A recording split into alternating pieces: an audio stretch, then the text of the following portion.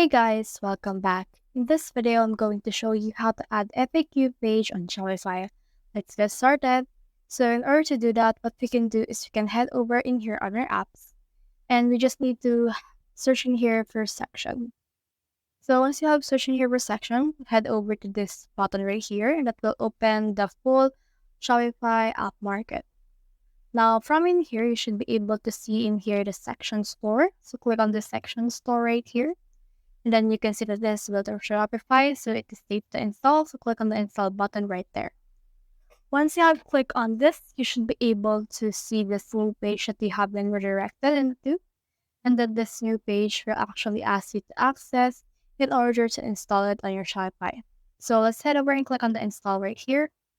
And then from in there, as you can see, this will load again and this will install itself on the Shopify admin dashboard.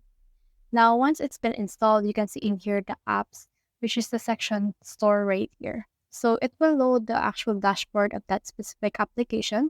And on the dashboard, you can see in here this one. So click on this explore section. And then from in here, you can see this FAQ page right in here. But if you can see that, you know, we just scroll down on free. And then you should be able to see in here this FAQ number 1. So this looks like. So let's click on it. Then once you have clicked on it right here, then you should be able to add this on your store. So you should be able to see in here a quick overview of what this will look like. After that, click on this get free section. Then when you click on the get free section, it will direct you to another page right here. You can also view this right here, or you can also try this to your section first. So as you can see right here, it is what it looks like. So click on this add theme and make sure that you choose the live theme that you have, which is done. So click on that. Then as you can see, it has been successfully installed on that theme. So that's the whole process.